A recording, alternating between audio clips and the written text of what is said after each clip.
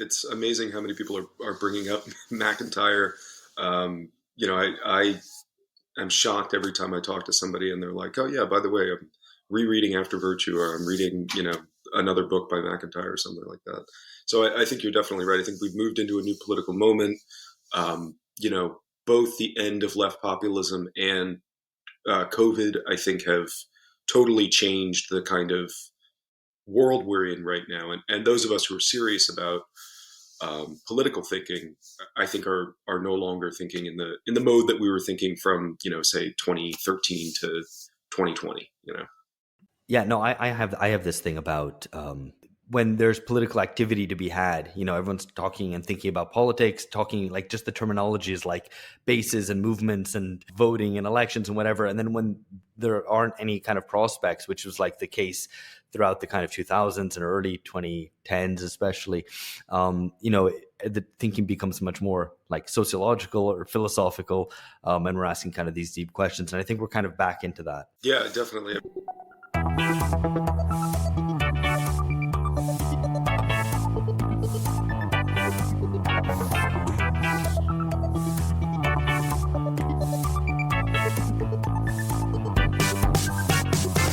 Milan ou Tripoli, Vilnius ou Benghazi, Paris, Moscou, on fait le bunga, bunga, Bangkok ou Bogota, Le Caire ou Jakarta, Guastella, on fait le bunga, bunga, Stockholm ou Monaco, ou Montevideo, Oslo, Tokyo, on fait le bunga, bunga. All right, hello everyone, welcome back to BungaCast, welcome friends. This is Alex here in Sao Paulo, Brazil, as usual. I'm joined by George Hoare, fellow Bunga boy. Hello, George. I didn't say hi to you last time, so I'm very conscious of like being, hey, how's it going, man? Oh, I'm great. Yeah, great, man. Yeah, thanks for asking. Yeah, it really means a lot, so thank you. Thanks for not being antisocial and just continuing with your monologue and introducing me. Sociability is what this is all about today, and we're very happy to also welcome Dustin, Dino Guastella, who's a research associate at the Center for Working Class Politics and a director of operations for Teamsters Local 623 in Philadelphia. Dino, it's actually probably pretty belated invitation to have you on BungaCast, but we're happy you're here now. I'm happy to be here. I'm a fan of the show, and I'm glad to talk with you guys.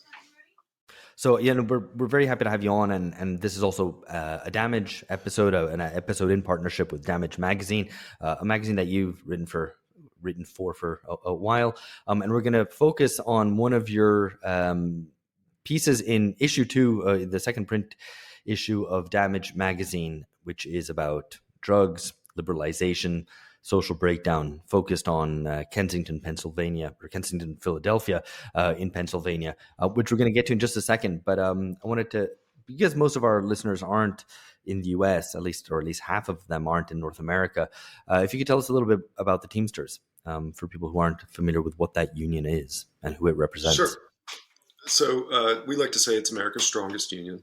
We're one of the largest unions in North America, and we represent primarily drivers and warehouse workers, right? Truck drivers, warehouse workers, package drivers.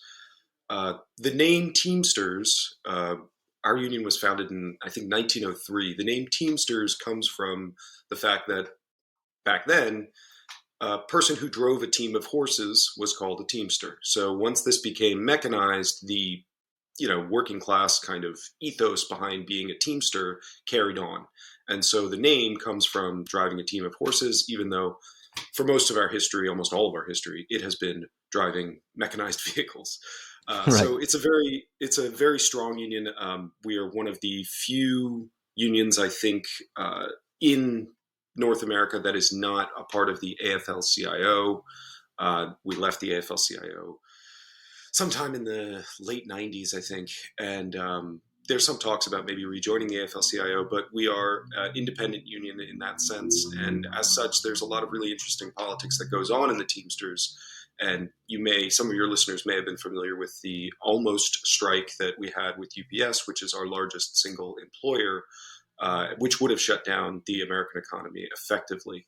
So it's a very powerful union. It's a very strong union, and it is a very blue collar union. It's not, not primarily white collar workers, primarily blue collar workers. So, I mean, any other questions you might have, I'll try to answer them. I'm not a Teamsters historian, but I do work for a local Teamsters union here in Philadelphia. No, I mean a very contemporary question, which is like, what are the stakes of being or not being affiliated with the AFL-CIO? The stakes right now, I don't think, are particularly high. I think the choice to leave the AFL-CIO happened at a time when the labor movement was really trying to figure out how to organize, basically.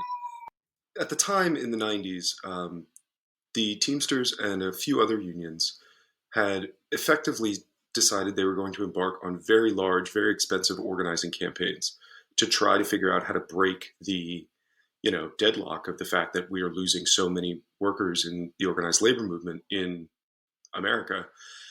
And they formed a new labor association called Change to Win, which embarked on, really ambitious campaigns to try to reorganize the American working class, right?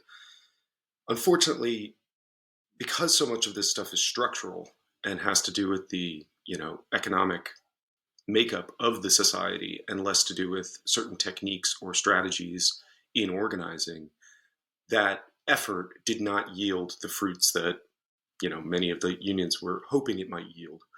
So we're still, in the doldrums of organized workers. It continues to go down, and we're continuing to see a weakening of the labor movement here. So I think the stakes now are much lower than they were in the 90s, because I think there's a recognition both in the AFL-CIO and in the Teamsters and those other unions that had left the AFL-CIO that this isn't really just about what types of organizing drives you do. This is about a much larger challenge, which is, what the actual structure of employment looks like in the United States. And for that, I think, most of the labor unions are now in agreement, right? We need a fundamentally different kind of economy, and one that the federal government takes a much heavier hand in sort of steering. Right. No, and I guess, workers in logistics and transport have a leverage there still, which isn't available to other categories of workers, right? I mean, I guess that's something that you can still work with. Yeah, definitely. I mean, the strike for manufacturing workers or for logistics workers is a really, really powerful tool. And these industries they make a lot of money. They make a lot of profit, right? So you can extract a lot from these companies. It's much harder to do that for, Starbucks baristas, right? Like, no matter how many of them get organized, they just are running up against the structural hurdle, which is each of these little shops doesn't really have a very high profit margin, and there's not much for them to squeeze out of that stone. So I think it is a real challenge of having a service sector based economy and trying to do working class organizing, because there's just this inevitable wall you're going to run into, which is a structural problem, Yeah, I mean, that raises a whole bunch of fascinating questions about the degree to which workers fight for wages or more autonomy at work and whatever, which would be a fascinating discussion, but maybe for another time, because I guess we have to talk about one of the consequences of deindustrialization. So your piece in Damage in the second print edition of Damage magazine, an excellent piece called Making the Present the Enemy of the Future, centers on Kensington, Philadelphia today. So maybe you could paint us a picture of what Kensington looks like for those who aren't familiar with it. You say that some people call it Zombieland. Yeah. And can I just throw in an additional question here? Is it always sunny there? I have to make that reference because this is, I think, for speaking on behalf of the non-Americans, this is one of the not stereotypical, but one of the more well-known portrayals of Philadelphia. Which feel free to say it's you never want to talk about it because everyone's like, oh, Philadelphia, have you heard of that great. show? It's great. Or if you actually like it. It's a great show, and I can't believe it's still on the air. It's been ages and ages. How it hasn't been cancelled or run out of ideas. But yeah, so Kensington, this is, I guess, would Paddy's Pub be in Kensington, or would it be in a different area of? No, I think Paddy's Pub is in South Philly, which is near where I live. Okay. But Kensington, there could be a Paddy's Pub in Kensington. At least there could have been several years ago. Kensington was historically the industrialized heart of Philadelphia. It was the most industrialized part of the city. At one time, there was something like 75 factories employing more than 100 workers just in that neighborhood alone. Since obviously the 1960s, that has been declining and declining and declining, and then really falls off a cliff in the 1990s when we start seeing the massive shedding of manufacturing jobs in that area. Now there are almost, as far as I can tell, I don't think there's a single working factory in the neighborhood. There are these big hulking remnants of what were once very large and active industrial plants. They now are just kind of sitting there empty, idle, and falling apart. The city has not been able to do much to attract investment into the neighborhood. And as a result, the neighborhood has fallen into the kind of void of what is Kensington today, right? Which is to say that it is the single largest open-air drug market in the city, and I think maybe on the East Coast. It is the place with the highest number of overdoses, the place with the highest number of shootings, the place with the highest number of homicides in the city of Philadelphia, which is an already fairly poor and violent city. So it gives you an idea of how much poorer and more violent the neighborhood is. And, for my money, this is all a function of the tremendously destabilizing effects of just ripping the factories out of this neighborhood, which was once a very thriving working class area, and nothing going into that void. It just everything got sucked into that economic void. And the result is what we see today. There's a place in Kensington in London, which is in a very salubrious part in the southwest of London. So it's a bit of a bit jarring to read about Kenzo. Not it does sound like different. Yeah, it's like all these £3 million houses and the Natural History Museum. Anyway, sorry, Alex. Do you want? Anyway, there's a story I think about American cities, which I think can be. People would be familiar with this idea, which is like, well, you had kind of great industrial cities. They went through a decline, particularly in the kind of urban core from the 1960s, 70s onwards. But then they kind of were reborn somehow with gentrification, hipsterization of neighborhoods, and so on. And now, generally speaking, it's like the urban core is all kind of pretty and nice with like boutique shops and whatever. And then it's kind of poverty pushed increasingly to the outside. But I'm not sure if the story you tell about Kensington and about Philadelphia entirely fits that. So maybe you can set me straight. Yeah, I think to a certain extent that is correct. Many of the urban cores of, especially the East Coast cities in the United States, have been revitalized in a sense that, many young people starting in the late 80s, going through the 90s, and especially in the early 2000s, started moving into these cities. Young artists, creative types, all of that kind of Richard Florida idea started coming into the cities. The cities started becoming these hubs of these places. And then young professionals obviously started wanting to live in more walkable kind of social environments. And I do think this is a function of a kind of reaction to the intense antisociality of the suburbs and suburban life for young professionals, right? They were like, they're tired of that. They want to go where the action is. They want to live in a place that feels real, feels more real, And Philadelphia definitely has that character in certain neighborhoods, especially the posher neighborhoods, right? What's interesting about Kensington is that it butts right up against probably the most the poster child for this kind of effect, right? Fishtown is like the equivalent of our, if you're familiar with Williamsburg, Brooklyn, or something like that, right? It's a formerly working class neighborhood that has just had this tremendous boon in restaurants and bars, and it's become a kind of amazing destination neighborhood. It's very, very expensive now. It's houses are going for millions of dollars in Fishtown, which to friends of mine who grew up in that neighborhood think is absolutely insane, thinking about what Fishtown was in the 1990s compared to what it is today. Well, Fishtown butts right up against Kensington. And so you can stumble out of a bar in Fishtown and find yourself on Kensington Avenue.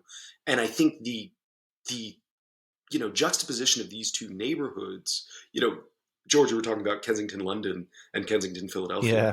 Well, I mean, Kensington, London, it sounds like is effectively right next door to Kensington, Philadelphia. It is a very posh neighborhood now, and it's very jarring to see the level of inequality and how like absolutely different it is between Fishtown and Kensington. And the plan, it seems like, is just let this naturally play out. The plan, I mean, from the developers, is to just kind of let this naturally play out until there's enough money in Fishtown to push out what's left of Kensington, you know? Right. Yeah. And all that land would be devalorized, would be cheap to buy up and then redevelop, right? I guess that's the kind of play there. That's the standard playbook. So just to kind of because I think in the article you paint the picture really well of this, zombie land, both because of the way the people are potentially leaning due to drugs they might have taken, looking like zombies, and also because it is a kind of an undead place in some ways, perhaps speaking urbanly, if that's a word. But I guess just to link it back to the title of the second issue of Damage, which is deinstitutionalized, features. This sounds like an extended advert for Damage, but it is. I think it all coheres together really well with the central idea of psychiatric deinstitutionalization, which is a process which happened in the US and the UK. But I guess my question is, in this part of Philadelphia, what has been deinstitutionalized, or what is the institution or institutions that were there that aren't there now? I mean, it might be quite an obvious question, but it's good to just link it in there, I think. Yeah, so being that it was the most industrialized part of the city, it was also probably among the most unionized parts of the city. And Kensington was famous for having very strong unions, tons and tons of little local unions, tons of union halls, lots of social clubs, lots of working class, music halls, things like this. You can still see the remnants of this in Kensington. And I think with deindustrialization, all of those institutions, those kind of medium level civil society institutions, have disappeared.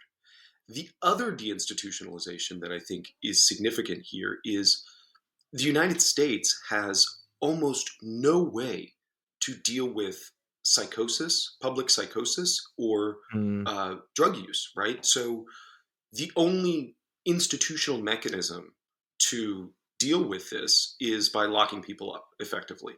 There is no other way of saying, we're going to get people help. We're going to, and this came out of a process of deinstitutionalization in the 1960s, which had to do with kind of cleaning up the asylums. And the idea was it would be better to have these patients under community care, under the care of their own families, right? Yeah. Well, that was basically code for responsibilizing the public to deal with this problem without the state, right? And the state will just retreat entirely and kind of figure it out. Let's see how this plays out. And it's played out very badly. So I think there are two ways in which deinstitutionalization really has happened in Kensington. The first is getting rid of the institutions of civil society, the working class institutions of political leverage, and the social institutions that sort of made social life possible in the period of industrialization. And the second is the deinstitutionalization of the mentally ill, which means that the state does not have any way to take care of, psychosis, drug-induced psychosis or not. And everybody is just forced to rot in crummy jails if they're going to not rot on the street. Yeah, no, I mean, it happened in the UK as well. Care in the community ended up being, to oversimplify, a way for the state to kind of take a step back there. But you mentioned drugs a few times, and this is one of the main parts of the article, or what you kind of explore, the Portugal solution, or the Portugal approach. So this is this a kind of non-institutional response to deinstitutionalization? I mean, am I putting that in needlessly complicated ways? Maybe actually, what do they do in Portugal with drugs? Could you tell us? What they were doing in Portugal, which seemed to have been working, was a mixture of needle exchanges, liberalization of, and by liberalization I really mean the kind of softer touch about public drug use. Instead of immediately locking people up, instead of arresting everybody, they were more willing to give fines for drug use. They were more willing to, so they kind of softened the state repressive apparatus, but they ramped up the state's care apparatus. So there was actually a pipeline to get people help. And for a long time, this model was working in Portugal, which was to say, we are going to, we're going to get you help, but in the meantime, we're not going to, slap you for drug use, right? It's a model that makes total sense. The problem is twofold. One, I think it unleashed a dynamic in which the handing out of the needles and the sort of relaxing of the social mores around drugs and social norms around drugs kind of greased the wheels for the drug market, right? Because now you have a kind of opening for this market to exist, right? Instead of it being a black market, it became a gray market, right? And whenever a market gets a chance to expand, it's going to expand to the greatest degree possible. And so I think it unleashed a dynamic where the drug market starts expanding. We see this in the statistics. There was a rise in hard drug use in Portugal throughout the period of, the early period of the harm reduction stuff.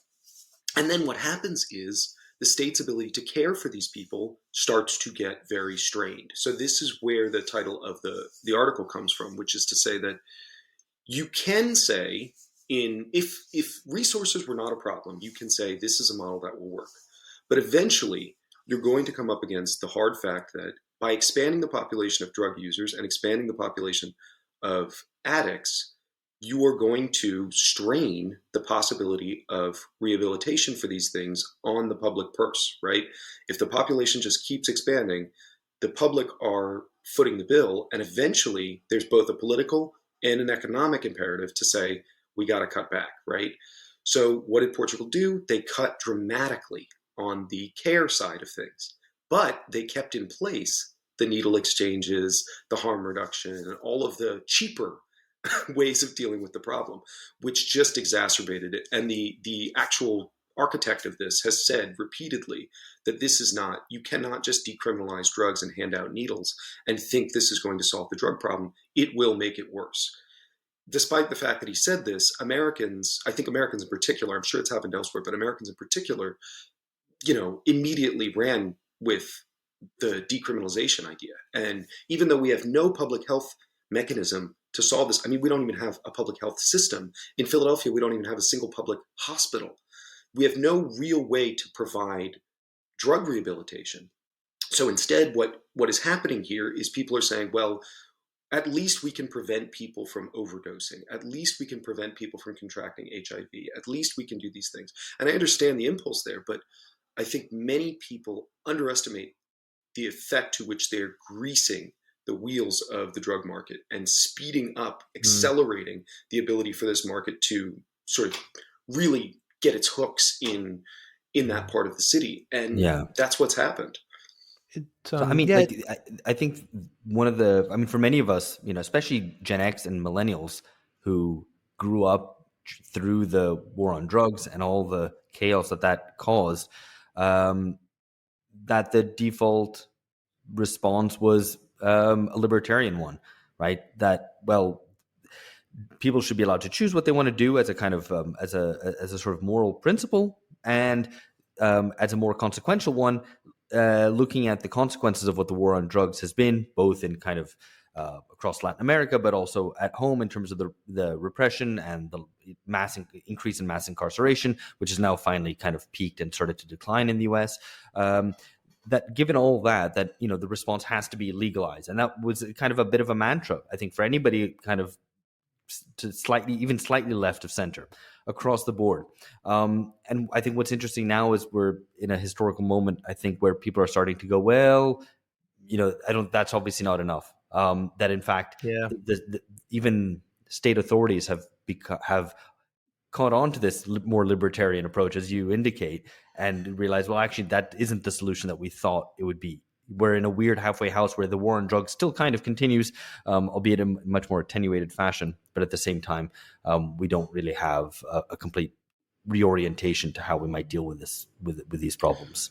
Yeah. Yeah, Sorry, and I think just to sorry, jump go in there ahead, Judge. quickly, because I think it comes through in the article that like it's almost like the mirror image. So the war on drugs is, tough, being really, really tough on drugs. Well, what's the opposite of that? Because the war on drugs has failed so spectacularly, it must be just decriminalize. And I think what you show is that, it just doesn't, it doesn't work. Like either both of those two responses, they have almost kind of mirror image, although the article is not about the war on drugs, they have kind of mirror image problems. Like they don't deal with whatever is the cause of the drug problem. They try and answer it on its own terms. Anyway, I think it's kind of a useful like libertarian and kind of aggressive conservative responses don't really seem to work even on their own terms.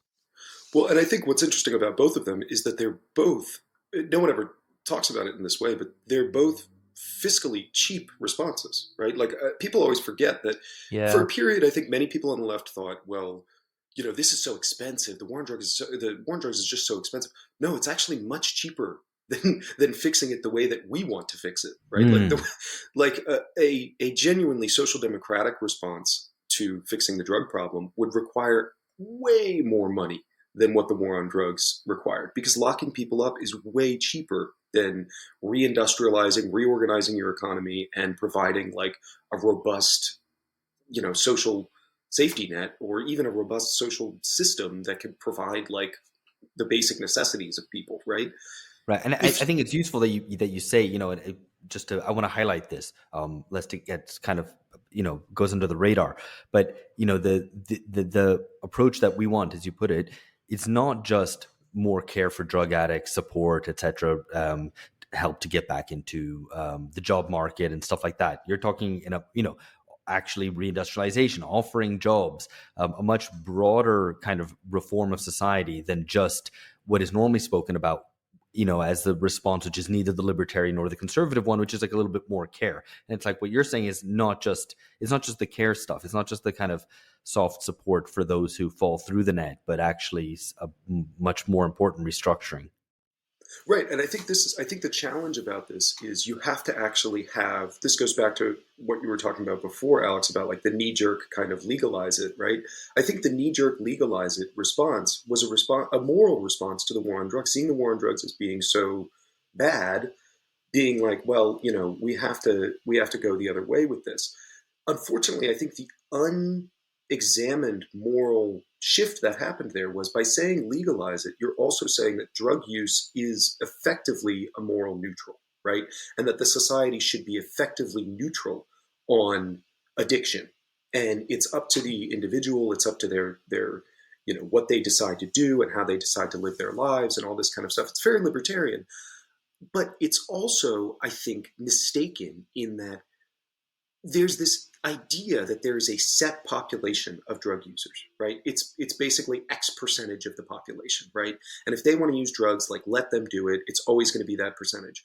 What this misunderstands is that markets draw people in, right? They will pull people in to this thing, and drug markets especially do this because they actually have a physical chemical thing that happens to your body that makes you want the drug. And as social desperation increases, there'll be more, there's the kind of a target market increases as well.